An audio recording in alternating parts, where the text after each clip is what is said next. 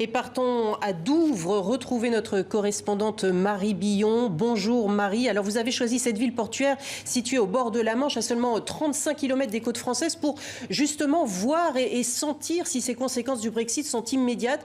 Alors dites-nous, quel est votre constat ce matin ?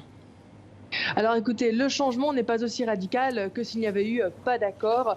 Grâce à l'accord signé in extremis, la transition est assez douce. Et pour l'instant, il y a peu de camions qui ont essayé de passer la frontière parce qu'évidemment, on est le 1er janvier, on s'attend peut-être au pire. En tout cas, on s'y prépare pour le 1er janvier parce qu'en tout cas, ce qui est sûr, c'est que c'est une nouvelle ère de la tracasserie administrative, puisque maintenant, tous les camions qui voudront traverser la Manche en prenant l'Eurotunnel ou alors un des ferries qui se trouve derrière moi devra remplir de nombreux papiers, de nombreuses déclarations douanières pour pouvoir traverser la Manche. Et puis bien sûr, coronavirus oblige, tous les camionneurs devront aussi avoir reçu un test négatif dans les dernières 48 heures. Et ça, c'est un point commun que les chauffeurs routiers auront avec tous les voyageurs, puisque pour l'instant, il faudra avoir ce test négatif pour traverser la Manche. La nouvelle souche du coronavirus complique un petit peu les choses, mais c'est de manière temporaire. Ce qui maintenant est définitif à partir d'aujourd'hui, c'est que par exemple, pour les Britanniques qui veulent aller en France, il faudra avoir son passeport d'une validité d'au moins de 6 mois et ils ne pourront rester sur le sol européen que 180 jours par an. Pour les Européens qui veulent venir au Royaume-Uni, c'est un petit peu différent. La carte d'identité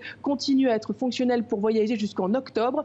Ils pourront rester jusqu'à 6 mois de l'année au Royaume-Uni en vacances et venir facilement en vacances sans souci. S'ils veulent par contre travailler ou rester plus de 6 mois, il faut à partir d'aujourd'hui un visa.